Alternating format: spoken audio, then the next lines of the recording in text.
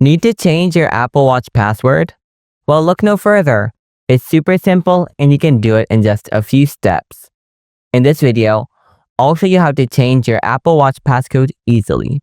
So without wasting any time, let's get started. First, grab your Apple Watch.